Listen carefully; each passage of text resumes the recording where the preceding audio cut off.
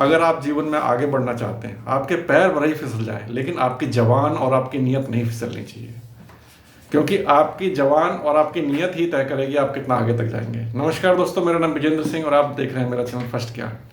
आज मेरा मन हुआ कि आपसे रूबरू हुआ जाए और एक कहानी आपसे शेयर करूं। मुझे ध्यान है कि पुराने ज़माने की कहानी है। एक महात्मा जी थे, वो जंगल में घुमा फिरा करते थे और उनको ये था कि कुटिया की जगह मिल जाए। पहले तो कुछ नहीं था उनके पास में, और धीरे धीरे उनको विचार आया कि कुटिया की जगह मिल जाए, कुछ हम थोड़ा सा एक रहने की व्यवस्था हो जाए। तो उस राज्य में वो घूमता फिरता, जब किसी को पता चला कि राजा यहाँ का बहुत ज्ञानी है और बहुत ही दानी है, तो वो उस राजा के महल में धीरे धीरे पहुँच गया। वहाँ पर लंबी लाइन लगी हुई थी और वो राजा जो मांगता जा रहा था, जो भी लोग मांगते जा रहे थे उनको देता जा रहा था। तो जब उसका देखा कि बहुत लंबी लाइन है, काफ़ी देर के बाद उसका नंबर आया, और जब नंबर आया तो राजा ने पूछा कि महात्मा जी बताइए क्या चाहिए आपको। अब महात्मा जी बहुत परेशान थे, बोल नहीं पा रहे थे, जवान अटकी हुई थी अंदर, और बड़ी ही मुश्किल से सोचते सोचते कई ख्यालों में खो गए कि बोला राजा तो बहुत ज्ञानी है और मैं एक कोठी की ज़मीन क्या मांगूँ, मैं चलो एक किला ज़मीन मांग लेता हूँ, 1 बीघा मांग लेता हूँ, 2 बीघा मांग लेता हूँ। सोच बोले यार ये तो 5 बीघा मांग लेता हूँ, बार बार मांगना नहीं पड़ेगा, धर्मशाला बन जाएगी, बहुत सारे लोग होंगे।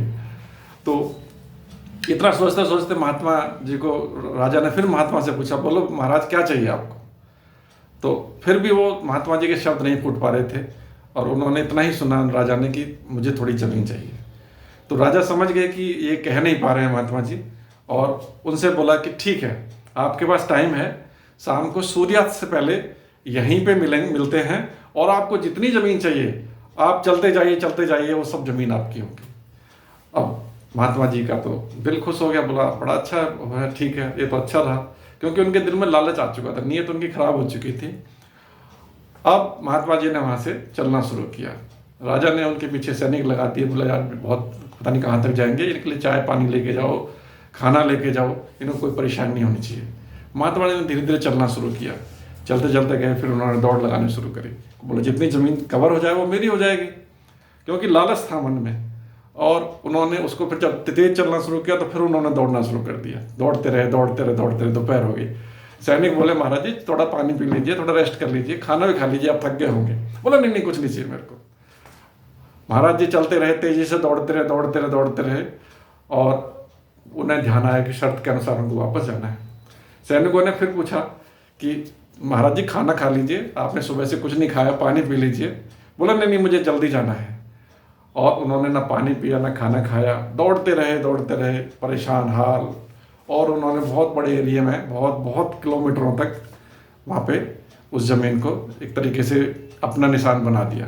और शाम को सूर्यास्त से पहले शाम तक राजा की गद्दी के सामने थे। जैसे ही दौड़ते राजा गद्दी के सामने पहुँचे, और वहाँ पर जाके पस्त हो गए, गिर गए। गिरने के बाद वो फिर कभी उठे नहीं।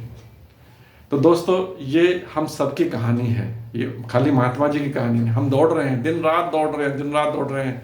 हमारा एम नहीं है कुछ भी, हम क्या करना चाह रहे हैं, क्या नहीं करना चाह रहे हैं।